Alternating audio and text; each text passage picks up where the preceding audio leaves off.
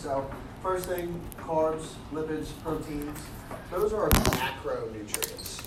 So the big thing about macronutrients is they give us direct energy. We can break them down, we can use them as energy. Vitamins, minerals, and water, they're the other basic nutrients, but we do not really have direct energy sources from them. They will enable us to use energy and make energy more efficient, but we can't use them as fuel. Okay? Carbs, lipids, proteins. Great. Carbohydrates. If you look at the word, there's a lot of weird words coming on this presentation. Glycogenolysis, glycogenesis, gluconeogenesis. I'm sure you guys have heard of a lot of them. But if you look at the word, it'll tell you what it does. So even just a basic example, like carbohydrates. It's carbon that's hydrated. So it's saturated with hydrogens. So it's carbon, a little C, and it has lots of hydrogens coming off of it. That's what makes a carbohydrate a carbohydrate. Okay? They have carbon, hydrogen, and oxygen. There are three main types, monosaccharides, oligosaccharides, and polysaccharides. We'll talk about all of them because the way that they break down is how we use them for fuel. So the monosaccharides, these are our simplest forms of sugar. This is basically the building blocks of all other types of carbohydrates. So these are the big ones, glucose, fructose, and galactose. So they all are made up of C6, oops, what did I do? Don't do that. Don't hit that button. Well, actually, if we just keep going from here, we'll be out in 10 minutes.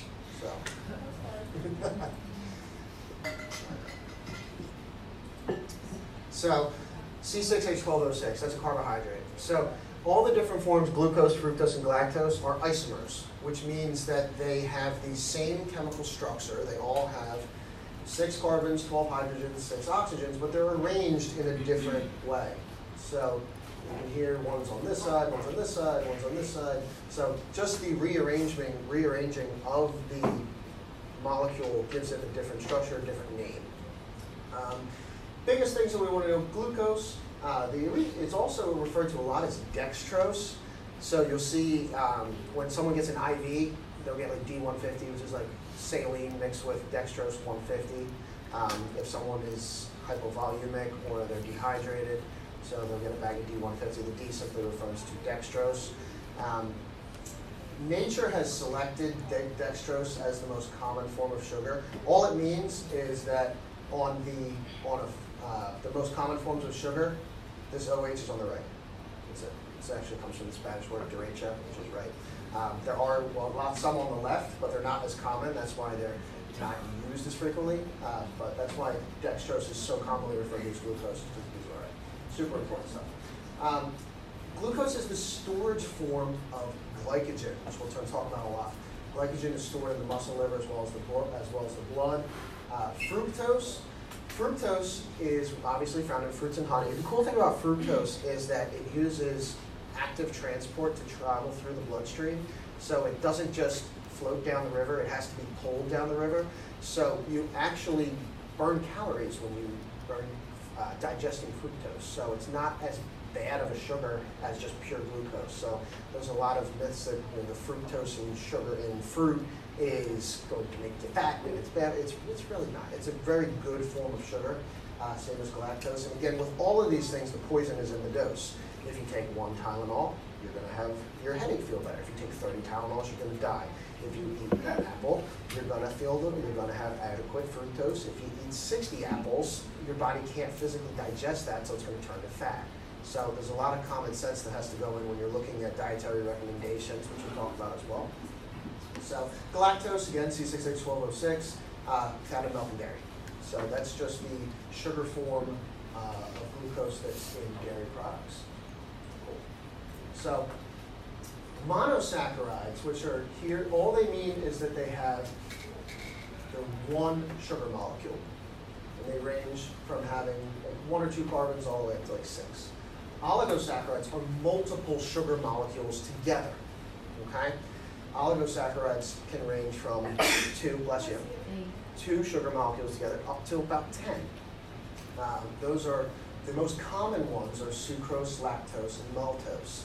They're also known as, they have two names. They also go by disaccharides, because di means two. But a disaccharide is a type of oligosaccharide, so I didn't put a slide just for disaccharides, it's silly. But oligosaccharides just mean more than one sugar molecule linked together.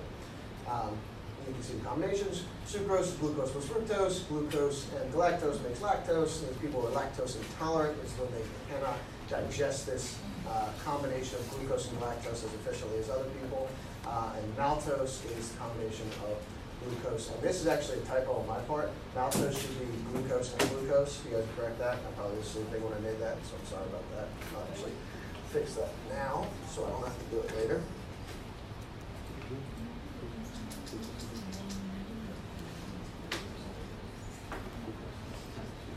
Okay. So, then we're going to look at polysaccharides. So polysaccharides are the same thing as oligosaccharides, but they're huge. There are there's 10 up to thousands and thousands and thousands of monosaccharides linked together. So that's what polysaccharides are. The most important ones are starch and cellulose. These can range from a lot of different sizes. The most important ones with starch makes up almost 50% of the North American, I'll say, diet. And these are every kind of carbohydrate that you can think of. Potatoes, rice, spaghetti, SpaghettiOs, mac and cheese. These are all the things. I have a t-shirt that says I love carbs. It's a really awesome t-shirt. So starch is the storage form of glycogen in plants. Okay? So when you hear the word starch, they're referring to the same configuration of glycogen, but in plants. Glycogen is what is found in animals, in mammals, in humans. We store polysaccharides in the form of glycogen. Plants store it in the form of starch. We eat plants to get our carbohydrates, so it's basically we're ingesting the glycogen in the plant source. Cellulose is a form of fiber. It's insoluble fiber. It makes up the cell walls of a lot of vegetables. Plays a huge role in digestion. So if you guys have ever heard of the glycemic index, I'm sure you have. Next year I'll probably put a slide on that. But the glycemic index basically is a measurement of how quickly carbohydrates and sugar break down. Number one, can anybody guess what the number one food, depends on which article you read, but it comes up a lot. The number one sugar that breaks down quick, it's like a thing you would see in the grocery store. I guess, no, Pop-Tarts. Pop-Tarts are like putting gasoline soaked in paper in a fire. They spike insulin levels like crazy, and I love the strawberry ones. Oh my god, the white frosting, so good, so good. I hate the ones with chocolate. They don't have anything at all. Yes. You don't like the chocolate ones? You don't like it? I don't like the chocolate. You like s'mores? I love s'mores, but I'm a purist. I'm not going to eat a s'more in the form of Pop-Tart. But anyway, Pop-Tarts are literally like put in popcorn too. It's like literally put in fire, soaked in gasoline, and it just, boom, it's all digested at once. Your body can't possibly absorb all that sugar at once, so it gets, a lot of it stored as fat very quickly. So that would have a super high glycemic index. Super low glycemic index foods are foods that take a lot of energy to break down, and they give your body energy over a long period of time. Oatmeal has a lower glycemic index. Maybe not the lowest. I don't have the list in front of me, but oatmeal digests a lot slower. Feeds your body carbohydrates over a longer period of time, so it doesn't spike your insulin levels as much. We'll talk about insulin a little bit later. But the reason why we're talking about that is cellulose or fiber in general. When you add fiber to foods, fiber, especially insoluble fiber, you can't digest it. So it slows down that digestion. So if you ate some cellulose with a Pop-Tart, that Pop-Tart's going to digest slower. Does that make sense? Okay. So cellulose plays a huge role, or fiber in general plays a huge role in slowing down digestion.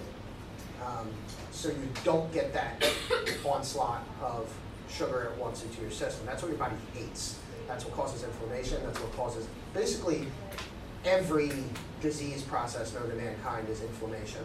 And high concentrations of sugar are the precursor for that. So our body hates that, doesn't like it. It's like at Wawa, and then it's like really slow. And then all of a sudden lunchtime hits, and those people behind the sub counter get hit with like 60,000 sub orders. They probably hate working at 12 o'clock. They're getting paid the same amount at 10 o'clock versus 12 o'clock, but 12 o'clock, they're working a lot. Body does not like to do that. It would much rather have 2 people buying a sub at Wawa every hour, nice and consistently. That's why if you get into nutrition and you're talking, if you're advocating for your patients to talk to nutritionists, small meals throughout the day are just genuinely better than eating 3 big meals. We don't do that right in America, even though I love that, but we don't have time for it either. So, starch, storage form of carbohydrates in plants. Glycogen is the storage form of carbohydrates in humans or animals. Glycogen is stored predominantly in the muscles, making up a very large percent of it, and then in the liver, and then in the blood. So small percent of glycogen is in the bloodstream, a little bit in the liver, and then the most is in intramuscular stores. Okay, so very important to know that. Because this plays a huge role when we talk about energy transfer. What happens when these things run out? What happens when the muscles run out of fuel? Then we go to the next one. Then what happens when the liver runs out? And then what happens when the blood runs out? If the blood runs out, you die. So that's the easiest solution to that. But we don't want to get to that. So glucogenesis and glycogenolysis, and we'll look at gluconeogenesis later. The terms get confusing. I've been looking at this for almost like probably 15 years now, and just this morning on the ride in, I put a YouTube video on the car and put it through the Bluetooth, and I was listening to it because the terms always confuse me. But the best way to look at it is look at the what are those called? When you're studying for the GRE, so Latin roots. When you're studying for the GRE, you look at Latin roots to help you. I hate the GRE; it's horrible. Stupid test. So, glucogenesis. We are creating something here. So, genesis is creation, and we're taking glucose to do it. So, we're using glucose to make something. The only thing glucose makes is glycogen. So, bless you. So, we're using glucose to make glycogen, glucogenesis. Glycogenolysis. Lysis means to break down. Lipolysis is the breakdown of fat. Glycogenolysis is the breakdown of glycogen to glucose. Glycogenolysis is how we preserve our blood sugar. The epitome of everything you're going to learn in exercise and with disease and challenges to that is preserving blood sugar. You'll probably see that in big words in a couple slides. You have to preserve blood sugar at all costs. If you don't preserve blood sugar when you're exercising or sitting here, you die. The body, that's how people go into diabetic ketoacidosis, and they go brain dead and you die. So you have to make sure that you are preserving blood glucose at all costs. So, special note, intramuscular glycogen is the major carbohydrate source for exercise. We're going to use our muscle glycogen first before we deplete the liver, before we deplete the blood. So we're trying to preserve blood glucose at all times, so we're going to use everything else first. It's kind of like oil. The United States is the largest producer of oil in the entire world, next to, and then Russia comes after us, and Saudi Arabia is probably tied with Russia. We do not want to use our oil. We're using everybody else's oil. So we can argue whether you like that or not, or maybe gas prices are up. It sucks because I have to drive a lot. But regardless, we're preserving our oil and using other people's oil. So our oil is like our blood. We do not want to use it. We want to use everybody else's fuel. We want to use the fuel in the liver and in the muscles first. So, any questions on that? Cool, great. So, and that's why I have a little domino picture. It has to go in order. It's not going to skip.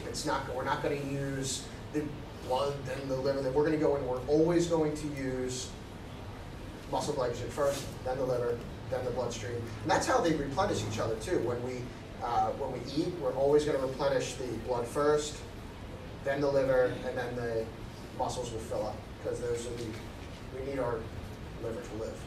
We don't need big biceps to live, despite a lot of books that say the opposite. Okay, so glycogen regulation. We've already talked about this. We already talked about liver is contributing next, and then glycogen depletion will result in gluconeogenesis. So this is the formation of new sugar. So gluconeo, new sugar, genesis, creation, the creation of new sugar. So if you see that word on a test and you forget, oh man, what the heck is gluconeogenesis? Look at the word for all of them, not just this, but for all of them. make sure that you look at what the word is saying, and you can figure out what's happening. So, gluconeogenesis. The thing with gluconeogenesis is sugar being generated for the bloodstream, liver, and the muscles from non-carbohydrate sources. So, waste products or muscle tissue. So, gluconeogenesis is not really a good thing. That's usually when you're in a state of starvation or in prolonged exercise for hours and hours and hours. Your body's going to actually start to catabolize its muscle tissue because there's just no sugar left in the muscle or the liver. It's all gone. That's a big issue with these keto diets and paleo diets. And from a physiological standpoint, they should kill you, but there's a lot of articles out there that show that nothing happens if nothing bad happens. You get some weird deficiencies, but you can eat too much sugar and get diabetes too. So there's no perfect diet, but for this class purposes, we're always going to look at carbs in a positive way, because carbs are the fundamental unit for all the energy transfer systems that we look at.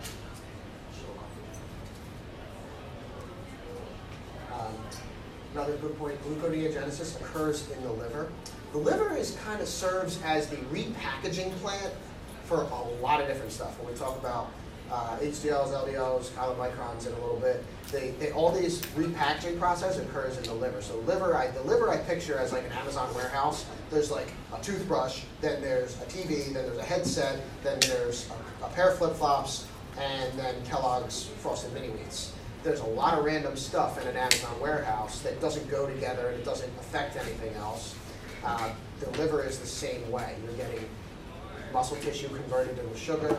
You're getting fat tissue repackaged out to go for essential fat. You're getting all sorts of stuff processed in the liver and going out to random places that have really no connection to each other.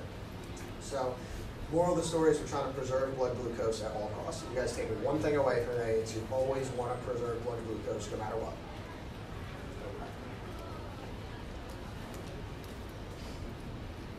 Dun, dun, dun, dun. So, glycogen regulation. So we have two major hormones that you guys need to know every single thing about from now for every other class. You're going to see it on the boards, you'll see it in practice, and if you don't know it, you'll kill somebody. Which we don't want. That's why we're keeping you this year for 3 years, and we're giving you your doctorate because we expect you to know this stuff. It's pretty cool. And everybody's going to ask you guys, because they're not going to. A lot of people don't know. So insulin, I'm sure you guys already heard of these guys already, but insulin is secreted by the beta cells of the pancreas. The job of insulin is to shove sugar into cells, specifically muscle cells. Muscle cells have specific insulin receptors on them that bring the sugar from the muscle surface into them. You guys don't need to know them because that gets crazy complicated, but there's a lot of different receptors, the GLUT2, GLUT4 insulin receptors that pull the sugar into the muscle cell. So if you are taking the sugar from the blood and shoving it into the muscle cell, you could hypothesize that would lower the blood sugar because the sugar is no longer in the bloodstream, it's now packed into the cells. So insulin lowers blood sugar levels. Okay? That's the problem with insulin-dependent diabetics. This is type 1 diabetes, not letting it, but if you understand why it works, you'll have a better understanding. So people with type 1 diabetes don't make any insulin. Just don't make insulin. The beta cells of the pancreas are dead. So they have to inject artificial insulin to get the sugar into the blood, or to get the sugar out of the blood and into the muscle, because they don't have any insulin. Okay? Glucagon is the antagonistic hormone to insulin. Antagonistic hormones just do the opposite of each other. Glucagon, which is secreted by the alpha cells of the pancreas, breaks down glycogen into glucose, those monosaccharides, and dumps it into the bloodstream. So if you have low blood sugar from exercising or not eating, glucagon gets released and it breaks down the glycogen stores that are in those three places. We're being very repetitive. The liver, the blood, and the muscle, puts it into the bloodstream to keep that blood sugar normal. Normal blood sugar, you'll have to know this later, but 70 to 110, 70 to 110 milligrams per deciliter is a normal blood sugar.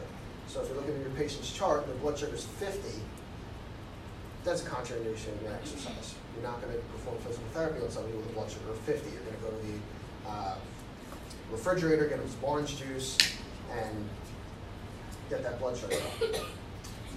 Completely random point. Do we have any EMTs in here? Any awesome. Yeah. Awesome. Very cool. What would you do if you didn't know? I'll put you on the spot. What was your name again? Steven. What would you, if you didn't know if someone's blood sugar was high or low, but you knew there was a blood sugar issue, would you give them insulin or glucagon? If you just didn't know at all. Tough, very tough question. I think there'd be ways to know. You'd have to see what the response was, because if they were going to ketoacidosis, you'd smell it. Yes, So, yes, you could. you know. Yes, you could. Probably wouldn't do something if I didn't know. Very smart answer. However, though, sometimes if it's just starting out, they're not going to get that ketoacidotic breath. Mm-hmm. So if you give them a little bit of sugar, if the sugar is 400, and you give them a little bit of orange juice, it's going to raise like 410, 420. It's not going to be that big of a deal. It's not going to spike it to 700 or so. However, though, if their sugar is low, that little bit of spike from 10 to 20 would save their life. So when in doubt, always give them a little bit of sugar and then continue your evaluation. But it'll always bring it up a little bit enough that if it's low, it'll save their life. But most of the time, you don't need to worry about that. What is that breath? What is that? Ketoacidosis, you're going to get into something crazy complicated, but basically there's two ketones that are produced in the body, acetoacetate and beta-hydroxybutyrate are the two ketones that your body makes. We'll talk about it later. Basically, they're balls of fat that are released to try to spike blood sugar up a little bit, and they have a very sweet smell. So someone who has, please correct me if I'm wrong, the ketones in the bloodstream, they're going to have a very sweet smell on their breath. It smells like It's not from alcohol. a mint. It smells like alcohol. Like, and they can act like you're drunk. It smells like, I never heard that. I never know it smells like alcohol. I don't. So like nail polish remover. Yeah, okay, I would agree with that. Yeah, alcohol, I'm thinking, Guinness or like something else. I'm like, I don't think it smells like that, but yeah, basically their ketone bodies are released in responses to low blood sugar. So if we look at hyperglycemia, if someone has too much sugar in their blood, that's when you need insulin to lower the blood sugar back down to 70 to 110. We want to keep it in that range as best we can. If someone's hypoglycemic, we want to, the glucagon is secreted to bring that sugar up to 70 to 110. Very important. So, exercise will increase glucagon production in the body. Why? We just talked about it. Somebody give me an answer. We're going to make this interactive for what's going on. We need glucose, like your muscles need sugar. So how's that affecting the blood sugar? Well, it's gonna, the glucagon will break down and into more glucose so that you can increase your blood sugar. Yeah, so the muscles are taking it, and then it's gone, so the glucagon breaks down, brings it back.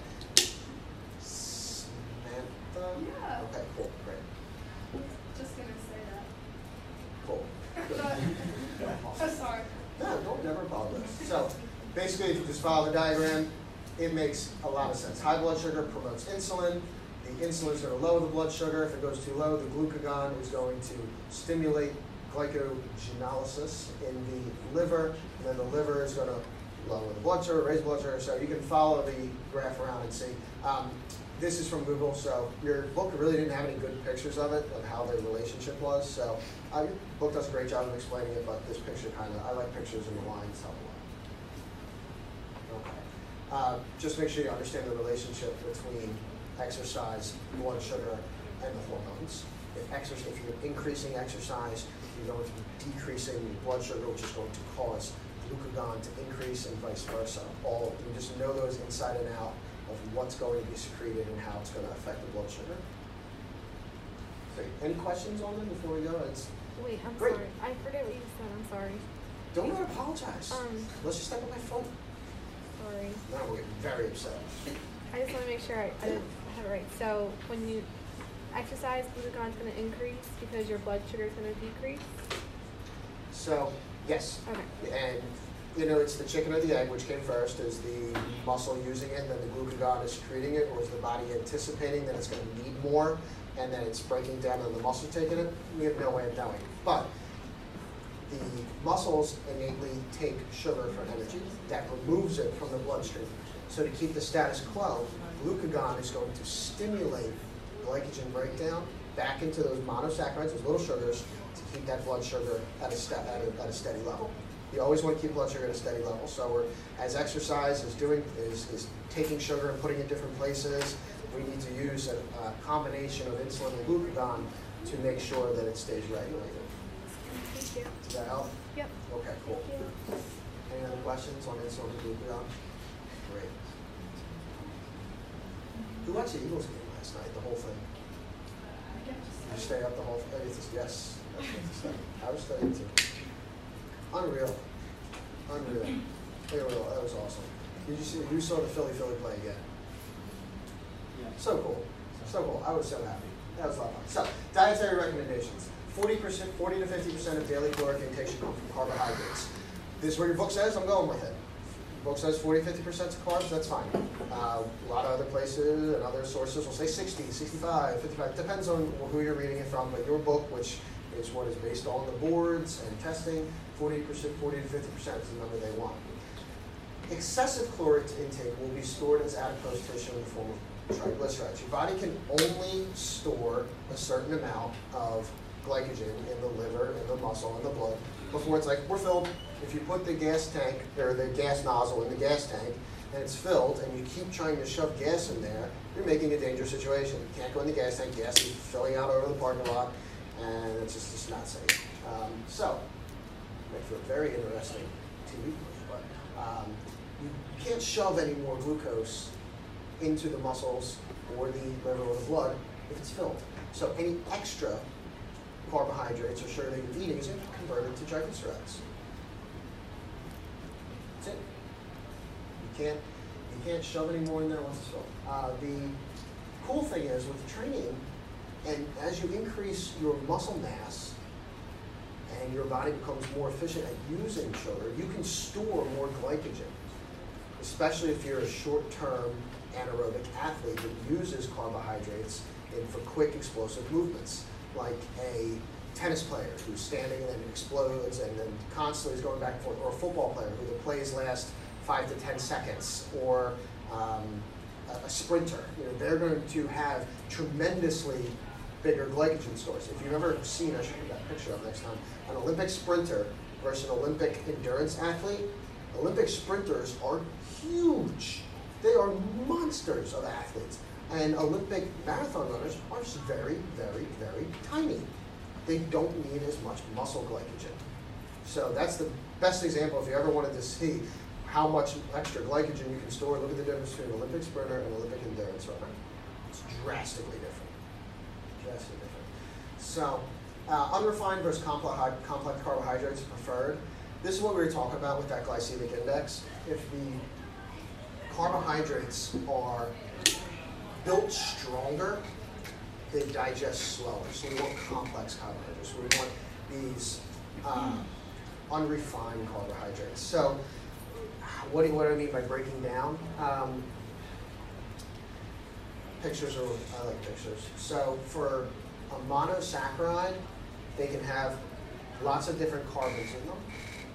A simplest sugar that just has one carbon, so let's say 2, that has all these are hydrogens. This is going to break down. You can break that apart very easily. Body can just snap this bond, and it's digested a lot better. And you just, real quick, paper and a fire. So the most common form of arrangement of a complex carbohydrate is in a pentagon structure, like benzene rings. So you guys have seen these before. They look like these in chemistry, or they have 6 sides, and each one has a carbon. Each one is a carbon. It takes a tremendous amount of energy to break those bonds. It takes your body a lot of energy to break this guy down, whereas it's super easy to break a monosaccharide of 2 carbons down. So your complex carbohydrates are just more carbons in a tighter arrangement. That's all the difference is between a simple and a complex carbon, the way the atoms are arranged. Yes, Steve. Should we know the chemistry of carbs? I'm sorry? Should we know the chemistry of carbs? Do you want us to know that? I would understand the relationship between a complex carbohydrate is going to be harder to break down because it's arranged in a specific manner. You don't have to, by no means do you have to memorize the benzene structure of a monosaccharide. It's an illustrated purpose to show you that it takes more energy to break something down. Like a rope, if you had 6 strands wrapped together, it's going to be very hard to cut that with a scissor, whereas a single strand, you can cut that very easily. I would know that a carbohydrate is C6H12O6, Okay, yeah. and then, or a sugar molecule C6H12O6. But the simple carbs, bad, complex carbs, good. So I always give you more detail than you need because if you understand it, questions will be so easy. Application is easy. So again, it's not, if I don't have benzene rings listed on here, don't memorize it. But when you want to teach and learn, you have to do a little bit of embellishment. So not every single thing we talk about is going to be testing carbs, but I think you guys understand now why simple carbs are better than complex carbs based on the arrangement of the atoms, which is my whole purpose of doing it. But no benzene rings. Don't have to worry about it yet. Very important. Okay, cool. So the role of carbohydrates. These are literally number for number out of the textbook that has like 3 paragraphs on each one. I'll summarize it best I can. Energy source. We just talked about that. Carbs give us energy. Carbs break down. They fuel almost all metabolic processes in the body. Protein sparer. If we have plenty, we do not want to use our muscle tissue as fuel. We just spend a lot of time building this muscle tissue. We don't want to break it down, put it in the metabolic fire. We want to preserve our protein. So if we have adequate carbohydrates in the form of glycogen, we're not going to break down muscle tissue. Metabolic primer. The way that the body generates ATP and generates energy is a combination of 3 or 4 different metabolic processes, which we're going to talk about next class. It's creatine phosphate, don't write them down, you'll get them with the next handout, glycolysis, anaerobic glycolysis, and citric acid cycle or Krebs cycle. They're like 4 circles that are constantly all spinning. Each one of those uses a little bit of carbohydrate to stay spinning and stay operating. And based on the type of activity you're doing, one is going to be spinning a lot faster. If you're Olympic sprinting, glycolysis is going to be going nuts. Krebs cycle is going to be going like this, the others are going like this. But carbohydrates are pivotal to having all of them function equally, or function period. So that's why low-carb diets, while has a lot of evidence that says they do work, you will lose weight, they mess up a lot of your metabolic digestive systems. So fuel for the central nervous system. Your brain only uses glucose for energy, that's it. Brain, the central nervous system's fuel is glucose. So if you don't have any glucose, brain doesn't work. Brain doesn't have any fuel. Cool. So carbohydrates and exercise, we touched a lot about this, but intensity, duration, and fitness level will determine what fuels will be used. So the type of exercise is going to determine, are we using carbs, fat, protein? That's it. The type of exercise will determine the fuel used. Carbohydrates are used under both aerobic and anaerobic conditions. We think of carbohydrates as mostly being used for anaerobic or short-term anaerobic, meaning the activity is occurring without oxidative metabolism, without oxygen. That's what anaerobic means for anybody who doesn't know. So we need carbohydrates to function anaerobically and aerobically in terms of exercise. We'll talk about that a lot later in general. Carbohydrates are the preferred energy source for high-intensity exercise because they break down easier than proteins and fats. So if we see how simple these guys are, when we see triglyceride molecules are huge. These guys are like 2 to 5 little sugars combined. Triglycerides are like 360, they generate like 360 ATPs or something crazy. They take a lot of work to break down. So protein is even harder to break down because it's so dense. So carbohydrates are easier to use because they're easier to break down. Okay? And then glycogen are levels of exercise. This is for someone who's non-trained. okay? And an athlete is gonna, these numbers will be different, but the average person is going to lose almost all of their glycogen after 1 to 2 hours of exercise, 1 to 2 hours of exertional movements. Doesn't even have to be exercise, it could be snow shoveling, whatever it is. As you train more, and based on the specificity of training that your body has, this number will change. You can store more glycogen as a training adaptation, so that number will change. During prolonged or moderate exercise, glycogen provides about 50%, and the other 50% is coming from a mix of fats and proteins. So this is important though. The immediate onset of exercise does not utilize carbs. It's not, they still take a little bit of effort to break down. You still have to use your digestive enzymes to break those bonds. So they're not immediate, okay? We'll talk about this next session, but the immediate forms are the ATP that your body naturally has and something called the creatine phosphate shuttle. So I'll repeat, carbohydrates at the immediate onset of exercise. If we just heard there was free money in the hallway and we all sprinted out into the hallway, we would not be using carbohydrates for exercise. We would be using ATP and creatine phosphate. So, fats and lipids. Two types of fats and lipids. We have simple versus compound. We'll talk about them later. They exist in both plant and animal sources. You can get them in nature. We can consume it, and we can eat animals and get fat that way. This is kind of like the fibril, myofibril, PDD analogy. Adipose tissue, lipids, same kind of thing. Same terminology. Those terms can be interchanged. Lipids are just basically more when you put a lot of lipids together, you make adipose tissue, but when you break adipose tissue down, it's made up of lipids, so the terms are interchangeable. I use them interchangeably, so if it's something specific in either one, I'll make sure I'm clear on it.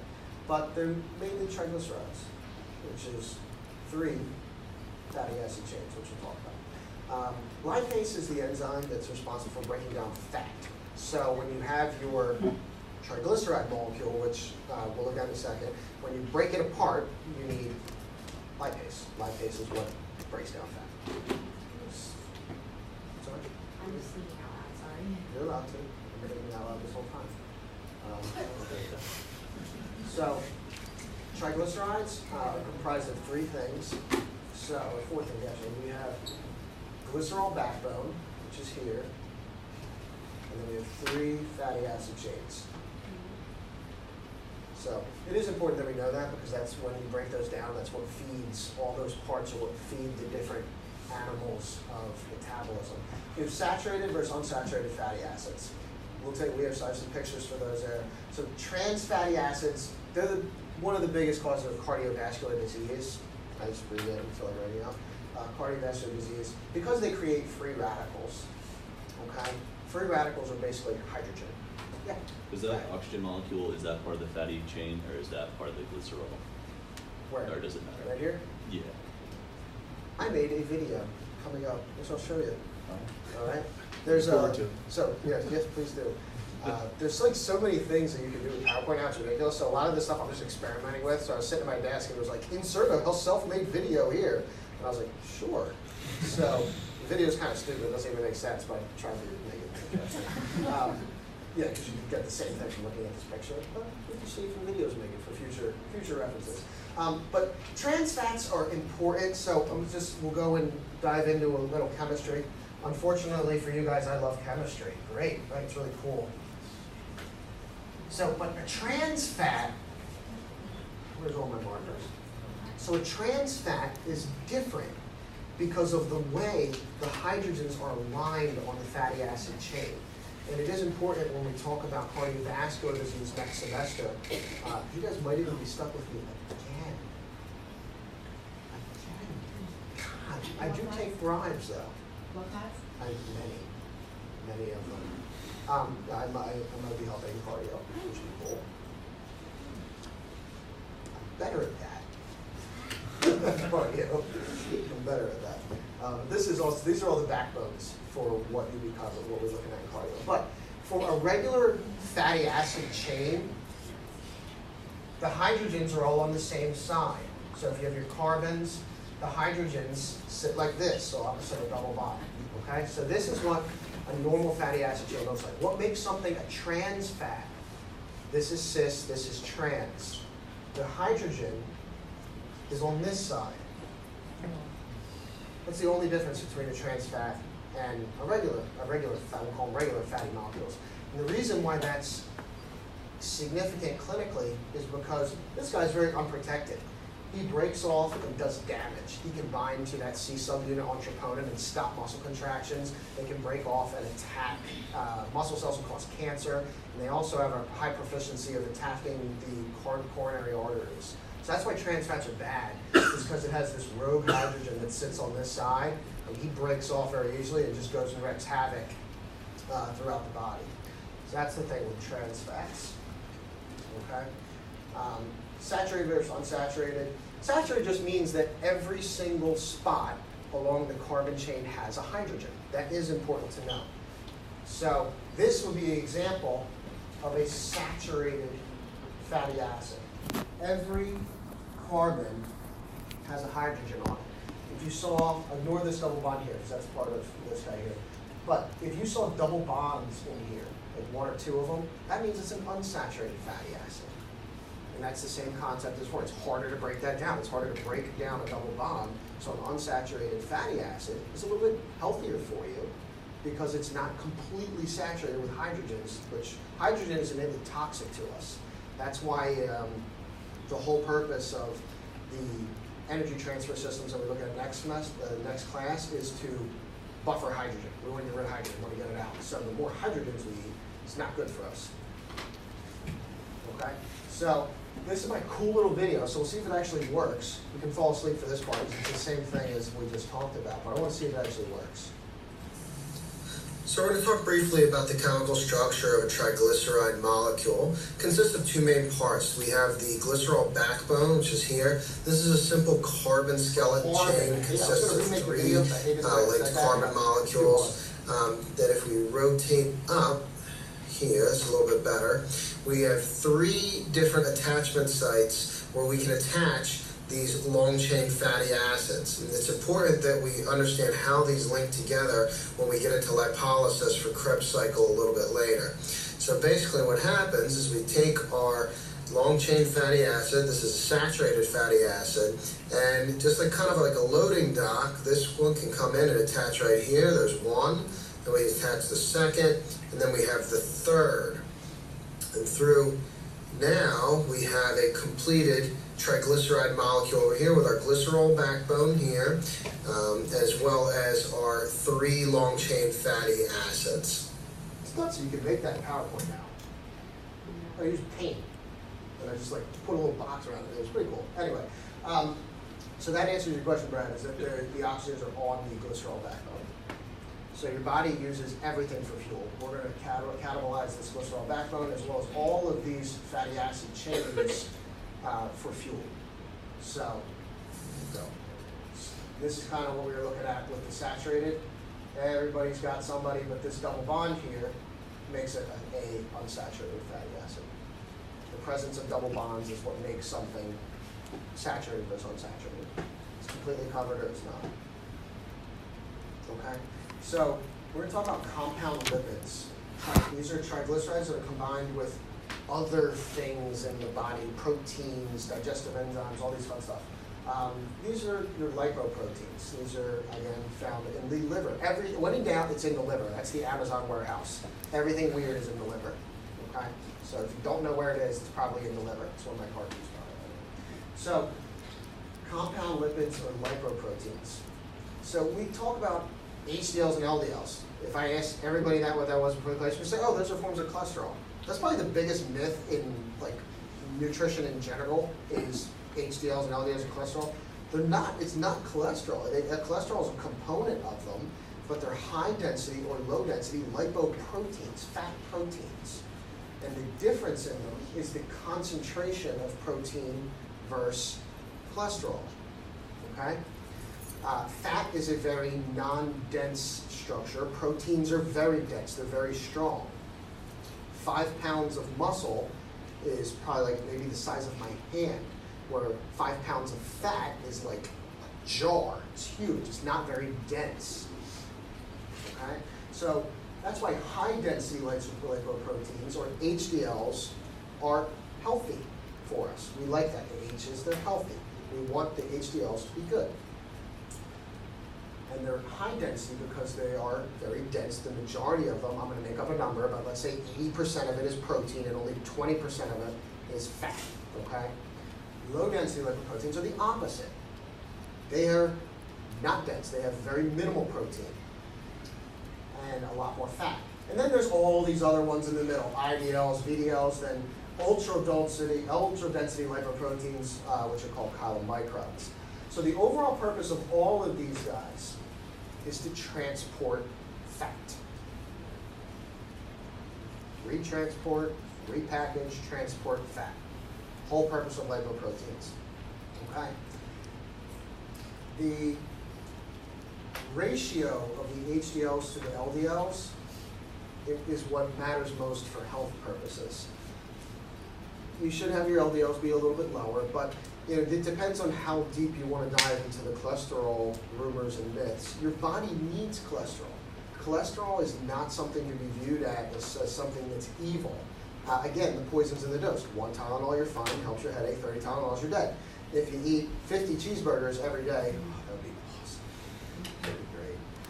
Did I tell you guys I used to be a professional competitive eater? No. You're lying. No. Hot dogs? I hate hot dogs. I don't love do hot dogs. No, I don't do hot dogs. I did chicken wings and giant cheeseburgers. I actually had to leave school one time here, and I was so embarrassed to tell Dr. Fuji. I was like, I'm not in class. He's like, oh, Mike, what are you doing? And it's like prior family commitment. And he's like, oh, it's important class. And I was like, I got to go eat cheeseburgers. And then Dalton, my friend Dalton, who was off the place, like, I'm in his corner. I kind of have to go with him. So he came with me. But that's how I used to pay for like my Christmas presents and stuff, was competitive eating. That's fun. So again, I would eat too many carbohydrates and too much fat and too much stuff, and it would be converted to fat because the glycogen, I could not possibly absorb any glycogen. So I wouldn't train by doing that. I would train by eating like whole heads of lettuce or something silly that would like expand your stomach. Yeah, it's pretty gross, crazy. The guy who won the Wing Bowl for like 3 years in a row, his name was John Squid. I beat him in 2006 at a restaurant. He went on the next year. He won $20,000 for the next 3 years, every year, in 3 cars. He won 2 F-150s and a Mini Cooper. Ridiculous. Yeah. So, anyway, I needed a lot of chylomicrons. I don't do that anymore though. I get really sick. I can still do speed though. There's more money in speed eating actually, in quantity. More money in speed eating. When you guys are graduated, I'll send you some YouTube links. So you guys, I'll let you. You're not allowed to see them yet. They're very well hidden on the internet. So it's not pretty. It's not pretty at all. But anyway, so the purpose of these HDLs, LDLs, and everything is to transport fat. We want to transport the fat. So our body wouldn't transport fat to the liver and repackage it and bring it to all these places if it wasn't important. You know, why would we generate cholesterol if we didn't need it? So cholesterol actually serves as Band-Aids, intravascular Band-Aids. So in response to inflammation or arterial damage, your body will take these lipoproteins, bring them to the spot of injury, kind of like if you were at a crazy frat party and somebody punched a hole in the wall. The guy who comes and patches up the wall, he's the chylomicron. He puts but it's never going to look the same. You're going to see that little spot there. It's like, oh, that's where Frank threw his fist through the wall because somebody beat him in beer pong. But it'll always look a little different. They're never going to match that paint part of the place. So chylomicrons patch up the arterial damage, and then if you keep re-injuring the same spot from eating the same crap and the same food that's damaging your body and creating inflammation, it reopens a hole, chylomicron comes, puts more cholesterol over it. Then it keeps happening again, it puts more cholesterol, and over time the arteries narrow. That's what creates atherosclerosis. You guys probably saw that in the cadavers. Did you guys see the cadavers? Did you open any of the arteries and take out some of the plaque, or Dr. Spitz showed that? It's pretty crazy. So it's there because that unfortunately deceased person who donated writing science ate a lot of cheeseburgers at higher than either.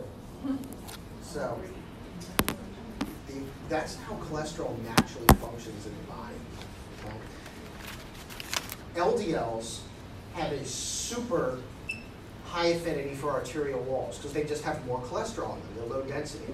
So that's why when everybody looks at their LDLs and they're really high, they get really nervous because they see the LDLs have a high propensity to go and put plaque on artery walls. That's their job. Okay, that's their job. It's like if you had a person in the college campus whose job it was to pack up the holes, and then you gave them cocaine, and you said, "We're like patch all the holes in 10 minutes." That's an LDL. They're running around and putting the holes on them. That's an LDL. An HDL is very lazy. An HDL does the opposite. The HDL actually undoes what the LDL does. It takes the cholesterol, any extra cholesterol that's on the wall, it'll take it, bring it back to the liver, and kind of repackage it. It's kind of like my buddies who are iron workers, and they're very much dependent on if there's a job or not. So at the end of the day, after they're done tying rebar, they'll untie like 50 of them, and then come back the next day and be like, "Oh, we have to start at this spot." And then at the end, they untie 20, and then come back, "Oh, we still have work to do here." So that's what the HDLs do, is they kind of go back and take the extra cholesterol off the walls. That's why they're good. Egg yolks are a super powerful form of where you can get your HDLs. HDLs are very prominent in eggs. Okay, cool. This is just a little diagram of what's going on with the chylomicrons, packing up the holes in the wall. It's in your book. But I liked it because of this picture, because it shows you how as you go up the train, these things get huge. The HDLs, which are very high density proteins, very small, the chylomicrons and the VLDLs and IDLs and the LDLs, they get bigger as they go. So because they're made up of more fat. Okay, cool.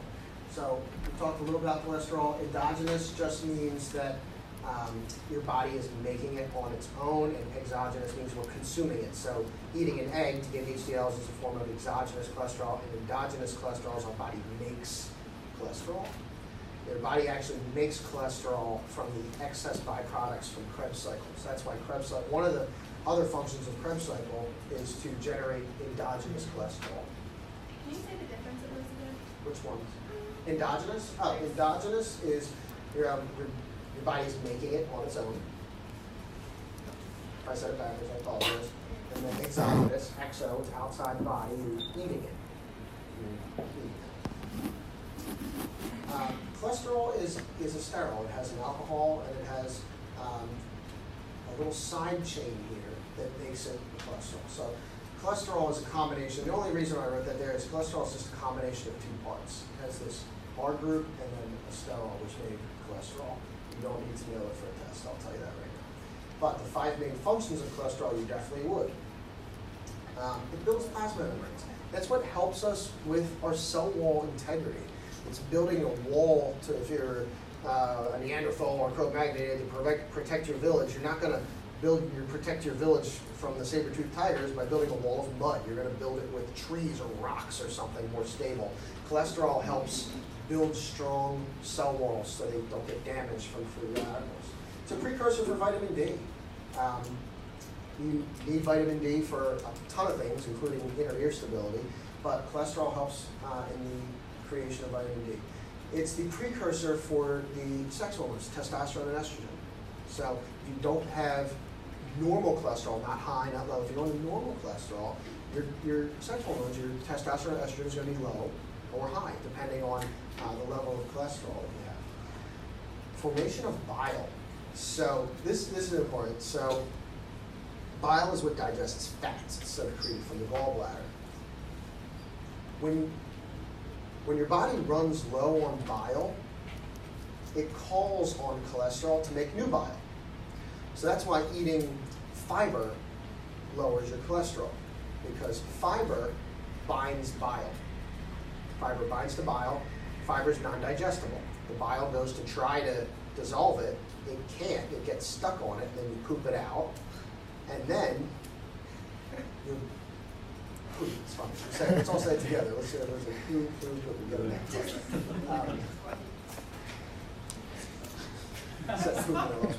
So anyway, when you eat fiber, which is just basically, if you're curious of why fiber lowers cholesterol, when you eat fiber, bile binds to it. You can't digest it because it's fiber, so you poop out the fiber in the bile, and then your body's like, oh, we're running out of bile, so it calls on cholesterol to make new bile. So when you make new bile with cholesterol, it now lowers the serum cholesterol level. Does that make sense? Good. Looks cool. Okay, this is probably the most important slide in the entire curriculum that we'll have together. So as we were talking about 40 to 50% of the dietary recommendations should come from carbs, 30% should come from fats. Now if you had to pick, bless you, if you had to pick where you're going to get your fats from, you would definitely want to go to Wendy's first, then Taco Bell, then Burger King, and then McDonald's. I hate McDonald's. McDonald's is stupid. I don't like McDonald's at all. So Wendy's, however, is a 5-star establishment. Okay? I mean, it's unbelievable. I tried a new tactic. It's right down the hospital. I only work at the hospital like one day a month, so I always go to Wendy's. There's this Irish therapist, literally off the boat, who never had Wendy's before, so he literally goes to Wendy's with me every Sunday that I work there. And I used to get Dave's triple. My God, that was amazing. That's 30% for like 6 weeks. So then I tried a new tactic where I went with two junior bacon cheeseburgers and a double stack. Super good combo. Unbelievable. Taco Bell, cheesy burrito crunch, hands down. Burger King, you gotta get the Baconator. And then McDonald's, I haven't been going there probably 15 years. I haven't gone to McDonald's. Double cheesy burrito crunch, something cool. So I guarantee you, you'll see this somewhere. You'll see that. You'll see that. I would memorize that order. It's a very important thing. What about Chick-fil-A? Is that like all the way over there? It's like a whole different ball game. I used to work in when I was like in grades or in high school. My like summer job was I worked at GNC and sold vitamins, and I would trade protein shakes to the guy at Chick-fil-A. They had like these coupons, and you could trade them for sandwiches. So I used to get stacks of Chick-fil-A coupons. So I would trade the guys like the muscle bone, whatever they wanted, and then I would get these stacks of Chick-fil-A coupons. So I'm like Chick-fil-A'd out. I had it every day for like 3 years, so I haven't been back since high school. Sorry. So I never minded it. It wasn't bad. They had good milkshakes, but it wasn't even on my radar for a fast food place. But I just despise McDonald's. This doesn't taste good. I'm sorry if you guys like that. Somebody's very upset with this. Someone will see. Their French fries are soaked in crack. So yes, I would agree. They have very good. I would agree that their French fries are ridiculous. They're literally soaked in crack. They're soaked in something. So memorize this. And we remember from all of these fast food places, they're high in trans fats. So when you're eating these fatty foods, they're going to have a lot of free radicals. A lot of those hydrogens they're breaking off from that trans position as opposed to cis position. Good, we'll slide through this. All right. So we talked about the role of carbohydrates as protein sparer, metabolic primer, et cetera, et cetera. The role of lipids, energy source. They are a primary energy source for prolonged activity. Sleeping, we're burning fat. Walking long distances, we're burning fat. Low intensity, prolonged exercise, we're burning fat. So it's the most efficient energy source because of the amount of ATP that they generate, which we'll look at. They just generate for each triglyceride molecule generates so much more energy than a carbohydrate or a protein. So we prefer them if we can. But we do have levels of essential fat. There is a class, it's not this one, you have to know the essential fat, but it's not for this one. Insulation.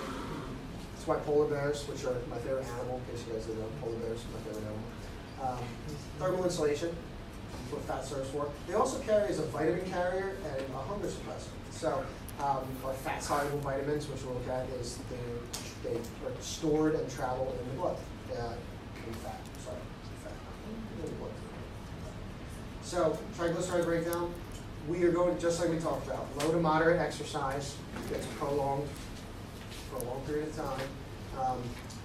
We'll talk about the time frames. You guys will need to know those, but that's next week. Low-calorie diets. If you're not eating enough, your body's going to break down fat to survive. That's why Tom Hanks was very skinny at the end of Castaway. He had a low-calorie diet and burned a lot of fat. Cold stress. This is really interesting. When you were cold, you burned more fat. When I was on the college wrestling team, I hated running. I still hate running. I'd do anything rather than run. So I sat outside in my shorts in January and February to lose weight and just shivered because I hated running that day. So I was on the bottom floor. We had like this quad where like all the people would live. We're like sophomores or something. And I hated running. And I read this in the nutrition books. I'm like, I'm gonna try it. So I sat outside. They don't mention that you'll get pneumonia and you'll get sick, but I didn't think that far ahead. So I sat outside for like an hour every night and studied, did homework, and I'd be like, he just thought I was absolutely nuts. I said, probably right. Just sitting outside doing my like college homework in like board shorts and with no clothes on. It's like 3 inches of snow, and I'm like in the middle of Pennsylvania somewhere, so it's like 8 inches of snow every night. But it does work. You will lose fat when you're cold. Prolonged exercise that depletes glycogen. So anytime that we are sacrificing, like the domino analogy, we're going to use our ATP first, then our glycogen, and then our fat, and that's the way that the energy transfer systems work. You go through all that same stages. You're going to, once glycogen is depleted, you're going to burn more fat. That's the whole concept of these keto diets or low-carb diets. Well, if we don't have any glycogen in our body, we got to use fat. And they are right, but then you'll get, like we were talking about before, the ketones and a whole bunch of other negative health consequences. Okay. Let's see what we got here. Some of these are from the syllabus that Ash put in there. Fat constitutes 30%, 30 to 80% of energy needs for substitute. We'll go with it. That's those good to me. It's the major energy source for light to moderate activity. That prolonged activity, that's what we're using our fat. During moderate exercise, fat and carbohydrates contribute equally. So we have about 4 or 5 metabolic circles that are spinning, that are giving us energy. And it's about a 50% ratio when we're doing moderate to intense exercise. But as we increase that exercise time past an hour, definitely past 2 hours, like we had a couple slides back, your glycogen's going down, so then your fat metabolism is going to have to go up. So as you're exercising for longer and longer and longer, you're going to have a higher ratio of the fuel coming from fat. That's why the American Heart Association now recommends 150 minutes of continuous moving a week to maintain a healthy lifestyle for the average person. So that guideline's up to 150 minutes. So that's a great goal for your patients. If you want to set them up on a walking program, is building them up to 150 minutes so you're in accordance with AHA guidelines, and you're going to get paid for that because no insurance company is going to say that that's a bad goal. That's referenceable, that's reproducible, because a lot of times they'll come and do an audit and be like, this is a stupid goal, we're not paying you for this. So, but if you reference something like an AHA guideline of 150 minutes, you get paid your $37 for a unit of therapeutic exercise. So that's how much the going rate for Medicare is now. Every 15 minutes, it's $37. 37. Just for therapeutic exercise.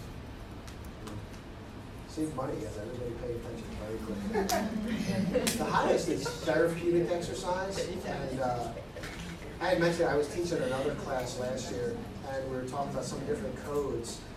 Physical therapists can do electromyographical studies.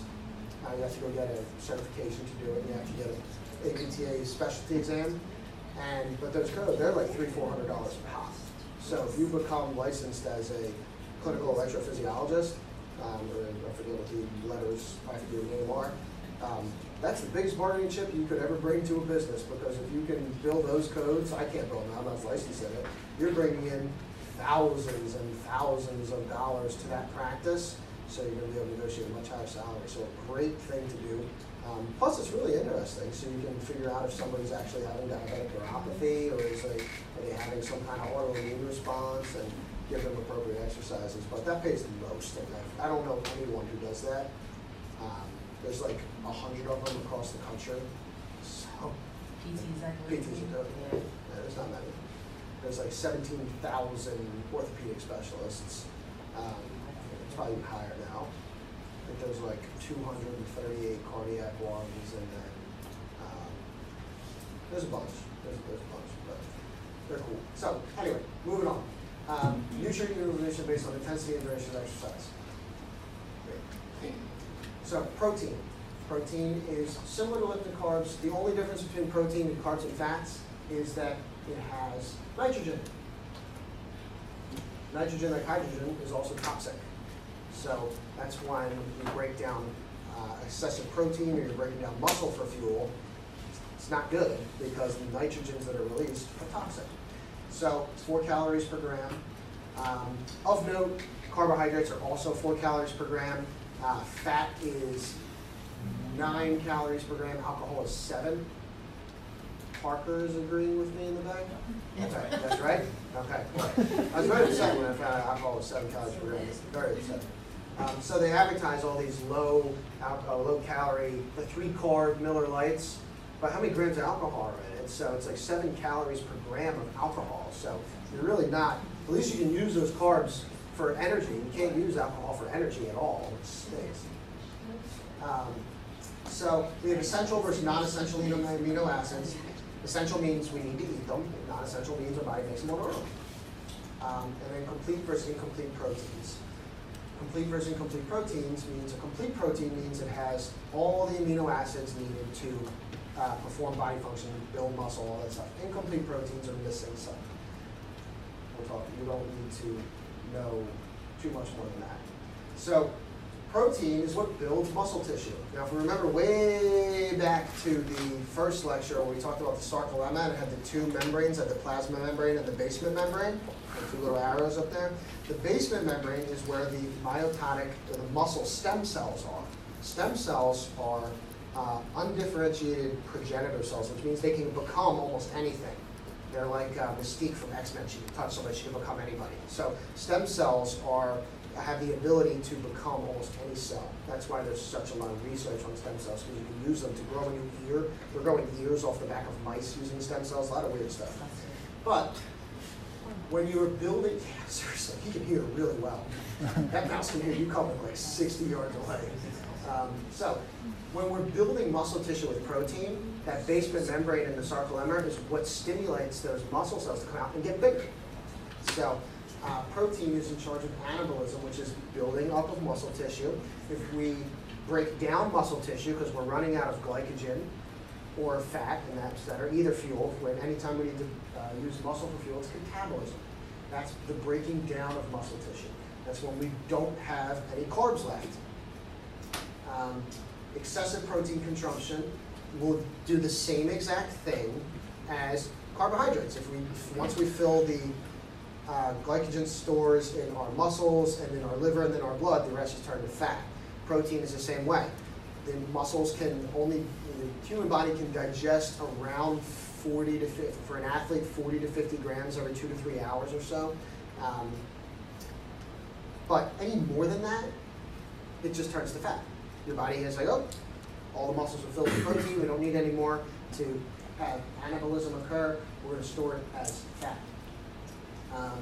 You can convert it, it can go a lot of different ways. It can go from carbohydrate to fat, we can do proteins into glucose. So protein is one of those structures that we don't want to use, but it is very versatile if we have to use it.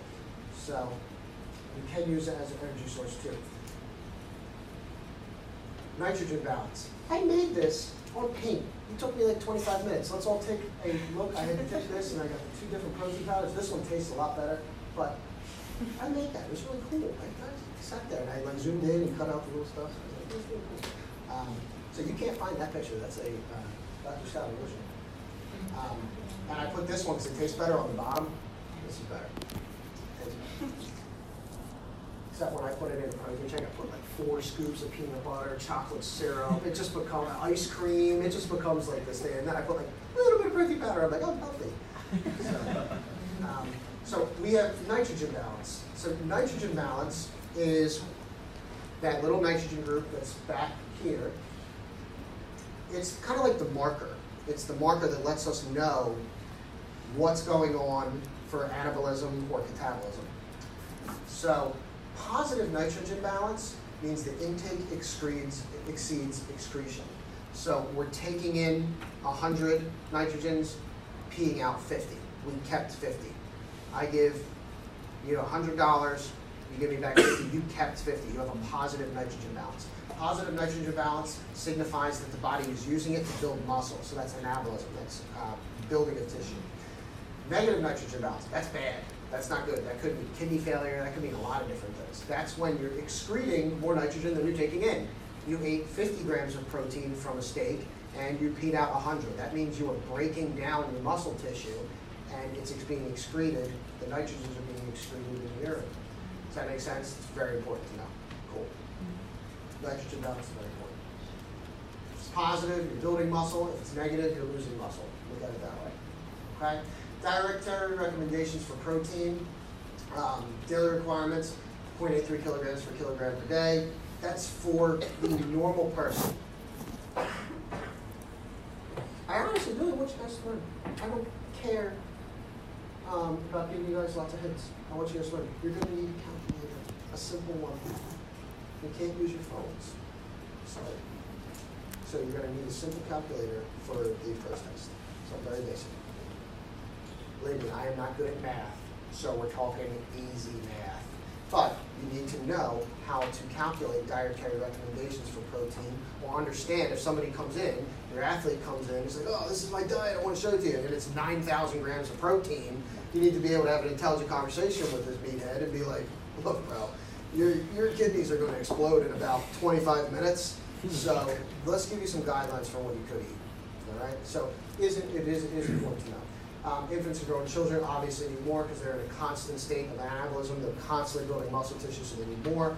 Athletes, depending on sport, you could argue this till the end of time for different ways. The book recommends 1.2 to 1.8 grams per kilogram per day.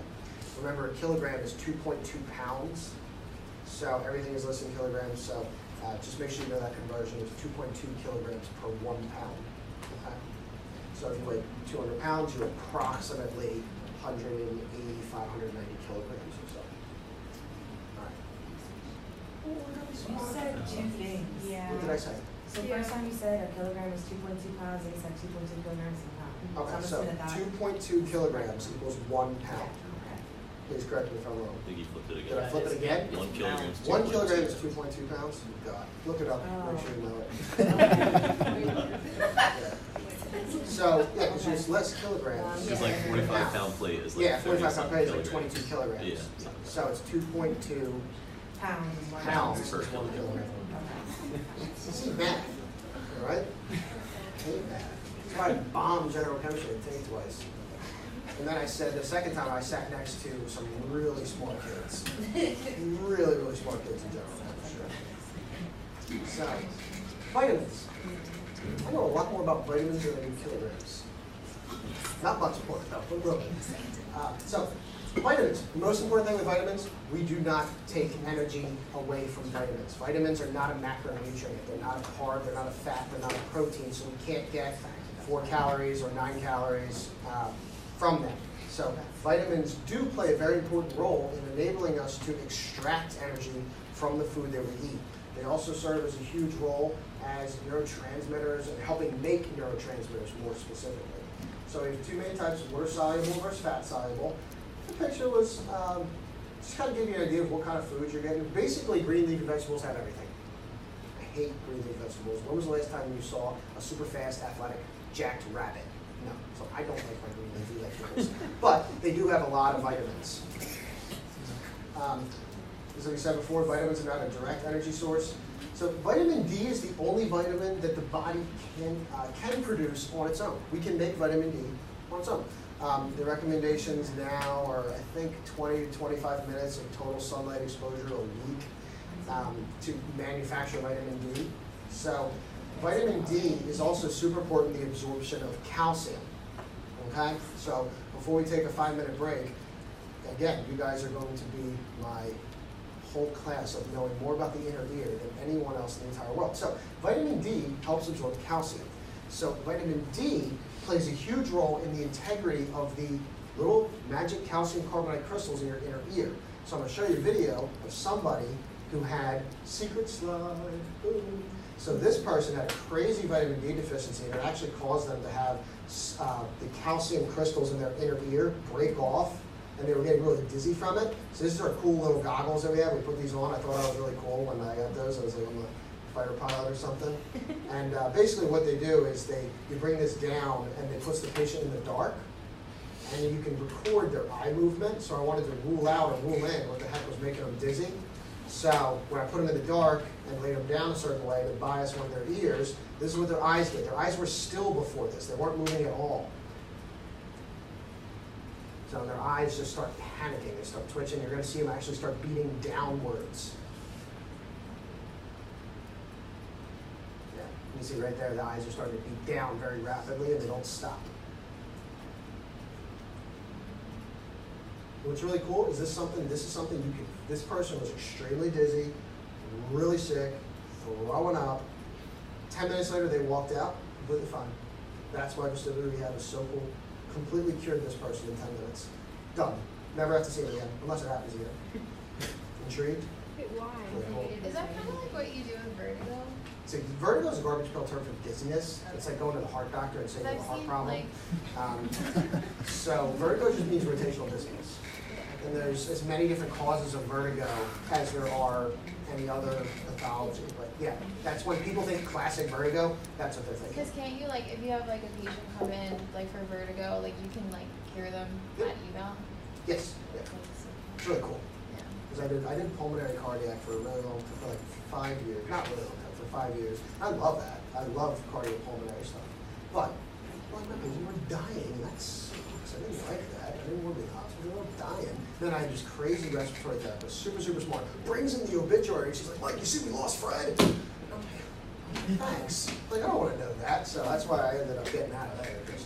And she wasn't getting fired because she was amazing at what she did, but she like got too involved with the patient. And she's like, oh, we lost Gertrude.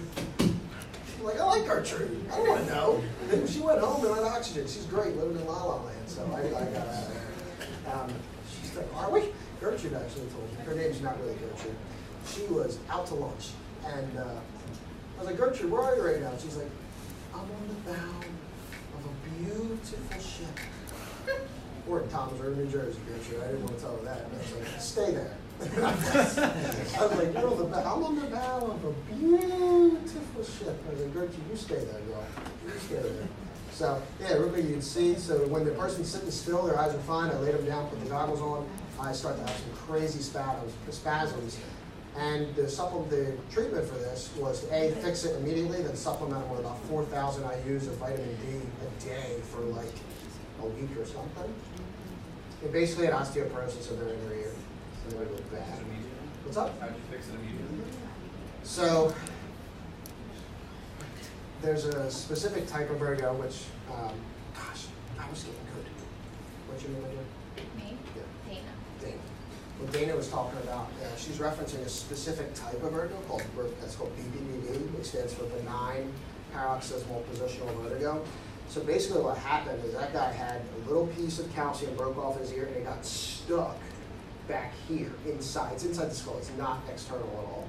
So when you look at the eye motion, you can figure out where it is. So basically what I had to do is I kind of rotated him upside down slowly and held him there. And then you do like some vibration on the side, and the little thing sinks real slow, goes through the endolymph, which is this real thick fluid. It's the same consistency as motor oil. That's actually why you get off balance when you drink, is the endolymph consistency changes, and it moves a lot, because it dehydrates it. Like alcohol dehydrates the rest of the body, the inner ear is super susceptible to it. So the little rocks sunk down, they went back into the spot where they should be, and then they dissolve, and then the person got dizzy anymore. That's the easy part. The hard part is figuring out why they had it. I see like car accidents, they'll get whacked and the little crystal breaks out, or somebody falls and hits their head, or like a cheerleader one time fell off the crazy pyramid thing that they do and whacked their head. So that's actually why people usually get dizzy from concussions. It's usually not the concussion. So there's like vestibular concussions and regular concussions. Regular concussion, no concussions regular. But almost all of them have a vestibular component or a central nervous system component. And you can sometimes have a little bit of both. But if the athlete's coming off the stage and they're like this, you've seen them like this. That's because they just smashed their vestibular system against the skull. So I had one kid in college, meanest kid I've ever met. So mean. He was an asshole. He was not nice at all. And he was just never smiled. He was a linebacker. And we were at LaSalle or somewhere. and he gets nailed.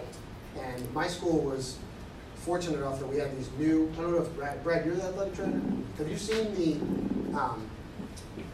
app that goes on the phone and the relays from the helmet? When the helmet gets hit, it sends in G-force to the phone. I haven't seen that. That's really nuts. We can only afford two of them. So we get one to the linebacker on defense and one to the quarterback, one to the running back, and then it's kind of switch. Professional football teams have them like probably in every helmet. So when the kid got whacked, it sends a signal to the phone. And I didn't do athletic training. I did like the student athletic training. I didn't go that way, but I would like hang out with them. And so this guy got nailed. And it was like beep, beep, beep, beep, beep, beep, beep. So, and I'm like, where is he? All right, where is he? I look, he's on the other team's sideline, sitting down, drinking their Gatorade. So the game had stopped because he had like got out of the huddle and was like this, like going over here, and then he went to the other team's sideline. So I like went around the field and he's sitting on things, so I thought he was all right. And I go over there, he's smiling. Meanest kid I ever met. And I radioed in, I was like, Pam, you got a problem. She's like, well, he looks fine. I was like, he's smiling. She's like, I'll call the ambulance. So, yeah, because as soon as I said he's smiling, she instantly knew that something was really wrong with this kid, because he was so mean. But anyway, he also had a vestibular concussion too, so that's why when you see athletes that are like this, you know, they might have a CNS injury too, but most likely that stagger was from the vestibular component getting jolted against the skull. Because it's the same thing. It's a soft tissue that's inside a skull, so it's, when it gets hit, it nails the side. So that's why vitamin D is really important. Yeah. What happened to the patient that you said you killed? How did you found out that? She had an aortic aneurysm. So yeah. So I walked in the room. I was like, "Hey, I'm Mike from the pulmonary department," and then she went. And then, so I looked. She looked at me and died. So you guys are doing a lot better than she did. And then. I'm not good at much, but I'm very half decent at blood pressures. So I'm like taking blood pressure, and there's no blood pressure. The doctor was like, "What do you mean there's no blood pressure?" They kicked me out of the room, and then they're like, "Oh, well, there really is no blood pressure." So, yeah. So anyway, that's what happened. She looked at me and died. It was sad. She's really old. I feel bad because age is not a discriminator for death, but you know, she didn't have any pain, and it wasn't. The family was okay with it. It was as okay as they could be. She was in a hospital for that problem. But yeah, she looked at me and just was like, "I ain't going to that gym." She's like, "Death is a better way to get out of here. I ain't going to hang out with that lunatic." So she's like, "This is the time, dude. Go on. This is it." Yeah, it was not. It was not good. I didn't do well for a little while after that. I was just yeah. But you know. Anyway, you can look back at it now. But anyway, so let's talk about fat-soluble vitamins. So these are stored in fat, and you can overdose on fat-soluble vitamins. That's a very important thing to know, is that you can build up a toxicity of fat-soluble vitamins.